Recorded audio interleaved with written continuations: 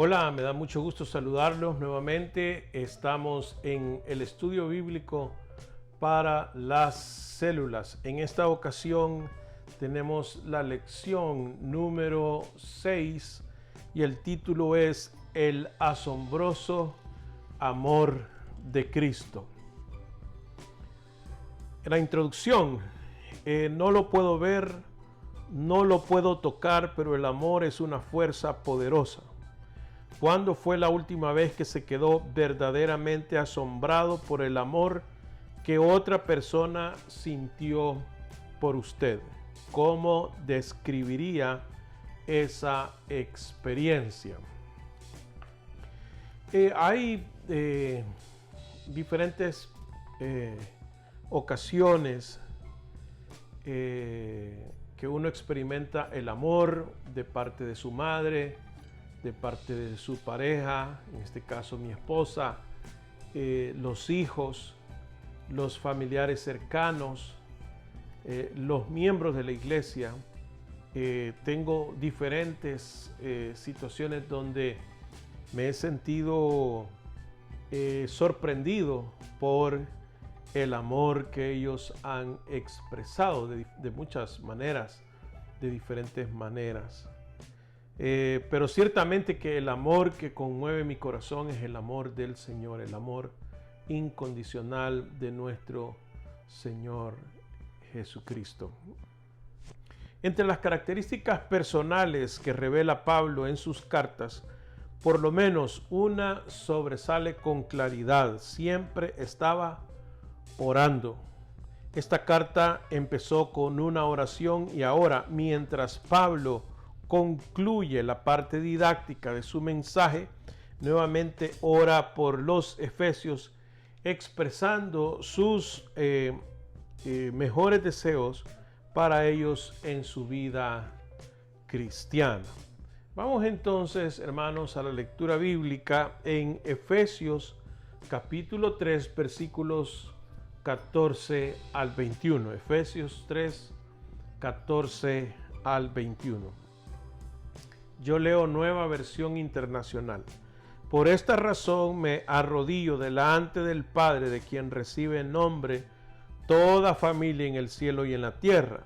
Le pido que, por medio del Espíritu y con el poder que procede de sus gloriosas riquezas, los fortalezca a ustedes en lo íntimo de su ser, para que por fe habite Cristo en sus corazones, y pido que, arraigados y cimentados en amor, puedan comprender junto con todos los santos cuán ancho y largo, alto y profundo es el amor de Cristo. En fin, que conozcan ese amor que sobrepasa nuestro conocimiento, para que sean llenos de la plenitud de Dios, al que puede hacer muchísimo más que todo lo que podamos imaginarnos o pedir, por el poder que obra eficazmente en nosotros. A Él sea la gloria en la iglesia y en Cristo Jesús, por todas las generaciones, por los siglos de los siglos. Amén. Vamos entonces a ir por unas preguntas de exploración. Va a ir apareciendo en la pantalla la pregunta. Dice: ¿de qué manera obtiene su verdadero nombre de parte de Dios cada familia en el cielo y en la tierra? Versículos 14 y 15 dice Pablo: por esta razón me arrodillo delante del Padre, de quien recibe nombre toda familia en el cielo y en la tierra. Entonces, de parte del Padre Celestial es que se recibe o se toma nombre toda familia. Dios es el que concede esa oportunidad. Pablo oró para que los efesios sean fortalecidos con poder en el hombre interior por medio del Espíritu de Cristo. Describa a una persona que corresponda a esa descripción. En particular, no quisiera comprometerme dando un nombre, pero todos los cristianos necesitamos ser fortalecidos con poder en el hombre interior. Y es a través de la presencia del Espíritu de Dios que entonces podemos dar ese testimonio de fortaleza en el poder del Espíritu Santo. La siguiente inquietud también nos dice cuáles son los sellos distintivos de nuestras familias e iglesias cuando cada uno de nosotros edificamos nuestra vida en base al amor, tal como oró Pablo. El texto dice que en el versículo 16, le pido que por medio del Espíritu y con el poder que procede de sus gloriosas riquezas, los fortalezca a ustedes en lo íntimo de su ser, para que por la fe Cristo habite. Entonces yo diría que dos distintivos en los cristianos, en la familia espiritual y en la familia nuestra, es Cristo en nosotros. Es a través de el amor. Cuando basamos nuestra vida en el amor, podemos proyectar a Cristo en nosotros y a la vez el amor de Dios. ¿De qué maneras podemos conocer el amor de Cristo aunque no lo entendamos? Y una vez más, por medio de Cristo en nuestros corazones. Dice que cuando nosotros tenemos a Cristo en nuestro corazón, dice que arraigados y cimentados en amor puedan comprender junto con todos los santos cuán ancho y largo, alto y profundo es el amor de Cristo, el amor de Cristo. La siguiente inquietud dice, ¿cómo podemos estar seguros de que el poder de Dios, en lugar de nuestra propia fuerza, está obrando a través de nosotros? Bueno, los resultados, ¿verdad? Por nuestra conducta a causa de la presencia de Jesús en nosotros.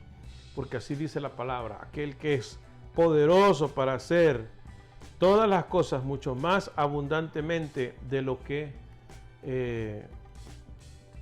pedimos o pensamos. Vamos al punto de inspiración. ¿Le ama a Dios? Contemple la cruz y contemple su respuesta. Dios Hijo murió por usted. ¿Quién se pudo haber imaginado tal regalo? Cuando Martín Lutero estaba haciendo imprimir su Biblia en Alemania, la hija de un tipógrafo encontró el amor de Dios.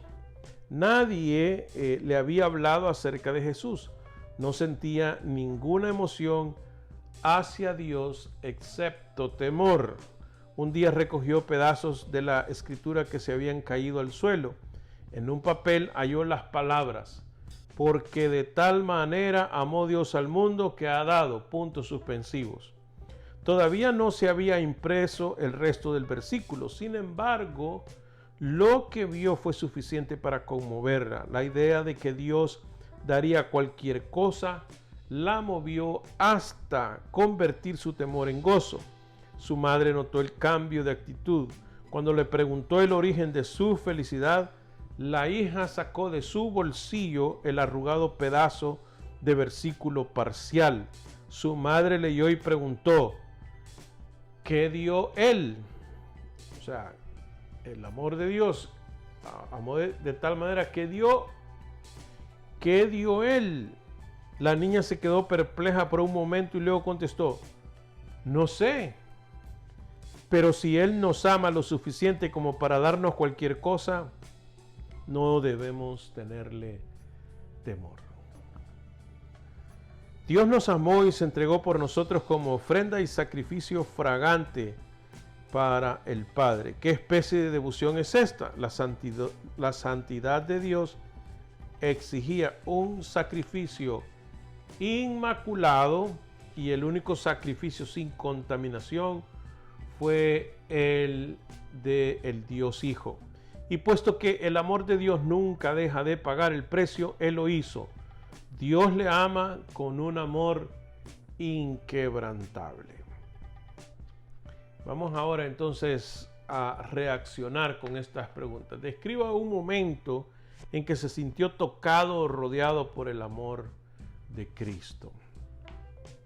El día que yo acepté al Señor, a mis 15 años, un día que fui desafiado, ya tenía algunos días de estar asistiendo a la iglesia, y el mensaje del pastor un domingo por la mañana, directo al corazón, ya yo tenía pensado que la próxima vez, independientemente de qué predicaran, yo me pondría de pie para dar testimonio público de reconocer a Jesús. Ese día, hermanos, yo me sentí amado, me sentí inundado, desbordado del amor del Señor. Sin duda alguna, ese ha sido un día de sentirme abrumado del amor de Dios.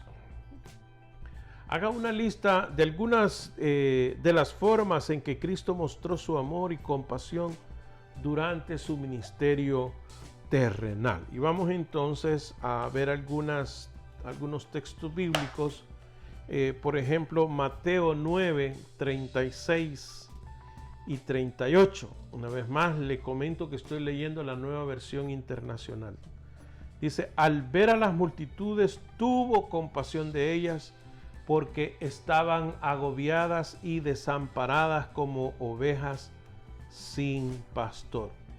La cosecha es abundante, pero son pocos los obreros, les dijo a sus discípulos. También vemos en Mateo capítulo 14, versículos 13 y 14, dice el texto: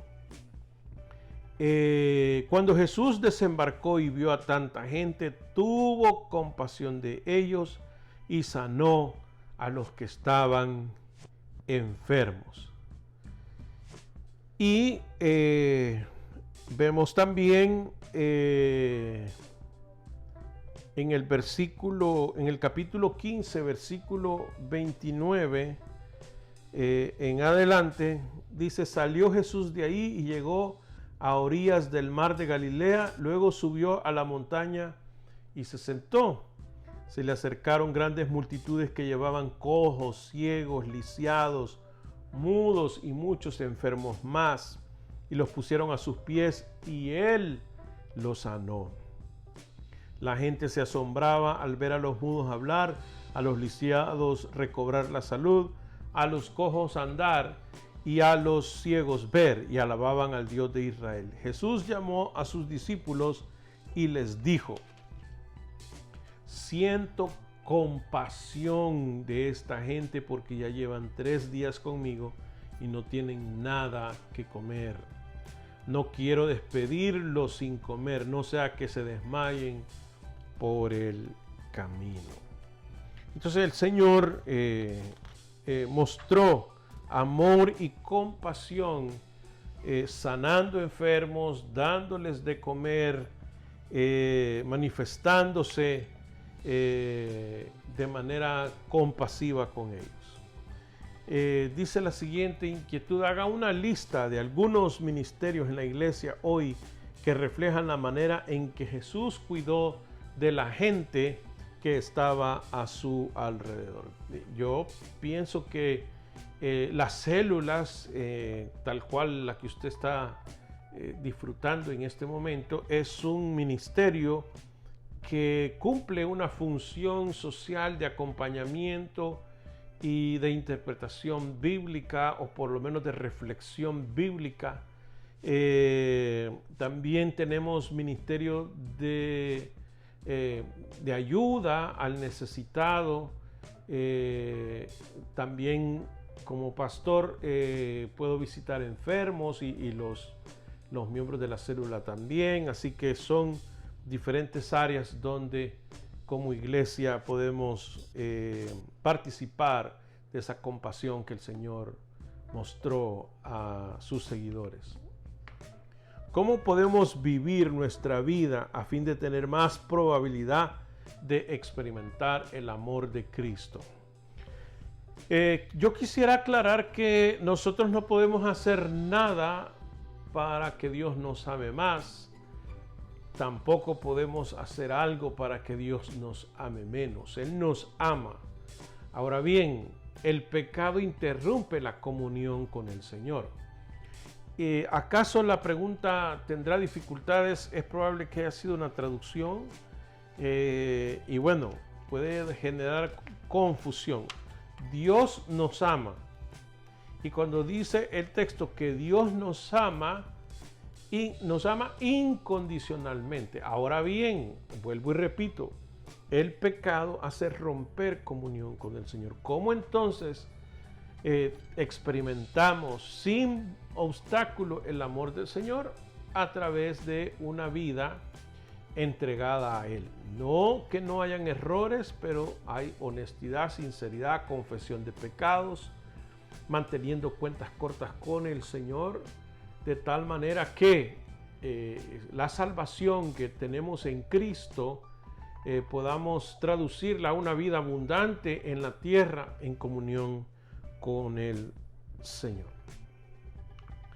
¿A qué compararía usted la magnitud del amor de Cristo? Cuando Juan en el capítulo 3, versículo 16 dice, porque de tal manera amó Dios al mundo que ha dado a su Hijo unigénito. Está hablando de qué tan grande es el amor de Dios. La pregunta sería si vamos a magnificar, si vamos a cuantificar el amor de Dios. ¿Usted estaría dispuesto a entregar a uno de sus hijos para salvar a la humanidad? Ahora que en esta época de pandemia, si nos aseguran que a través de la vida de uno de nuestros hijos, sacrificándolo, la población mundial ya no se va a contagiar, ¿usted entregaría a uno de sus hijos? Ahí, con la respuesta que usted me dé, podemos magnificar el amor del Señor. ¿Cómo puede edificar su vida en base a ese amor y compartirlo con los demás? Yo creo que en la medida que nosotros crecemos a la estatura del varón perfecto, o sea, en la medida que nosotros nos parecemos a Jesucristo, es que edificamos una vida en amor y podemos compartir con los demás. Cuando nosotros estamos carnales, ¿qué significa ese término carnal? Significa que estamos viviendo nuestras propias pasiones, nuestros propios sueños, nuestros propios anhelos, y hemos abandonado la vida en Cristo. Entonces, pues por supuesto que eso no va a revelar el amor, el gran amor de Dios. Vamos a las lecciones, a ver esta parte del estudio que espero que también nos pueda servir. No podemos forzar a las personas a que crean que Dios las ama, y ellas no pueden impedir que nosotros las amemos. El poder subyacente de las palabras de Pablo a los Efesios venía del poder de convicción del Espíritu Santo y del poder compasivo del compromiso de Pablo a amarlos. Pablo nunca dejó de estar asombrado de que Dios lo usara, nunca dejó de invitar a otros a estar asombrados de que Dios los amara. El amor de Dios tiene anchura, longitud, altura y profundidad, pero nunca llegaremos a alcanzar su extremo. Nuestra capacidad de experimentar el amor de Dios se agotará completamente antes de que que la capacidad de Dios para darlo quede afectada. La imagen de tener a Cristo morando dentro de nosotros por fe nos presenta posibilidades convincentes y reconfortantes. Lo que Cristo hace en nosotros y por medio de nosotros siempre será mucho más abundantemente de lo que pedimos o pensamos. Y una porción más sugerida para el momento de oración o intercesión. No somos perfectos, Padre, pero somos tuyos. Clamamos tu salvación y tu gracia. Te pedimos que nos hagas a la imagen de Jesucristo cada día. Ayúdanos a caminar en esta tierra en amor, tal como Él lo hizo, estamos asombrados de tal misericordia que nos perdona una y otra vez. Y por eso decimos gracias, gracias. Y yo también aprovecho para darle las gracias por haberme acompañado en esta corta reflexión. Sé que ustedes abundarán en comentarios en el estudio y reflexión de la palabra de Dios que corresponda a esta semana. De mi parte, agradecimiento con el sincero deseo que Dios los continúe bendiciendo. Será hasta una próxima vez.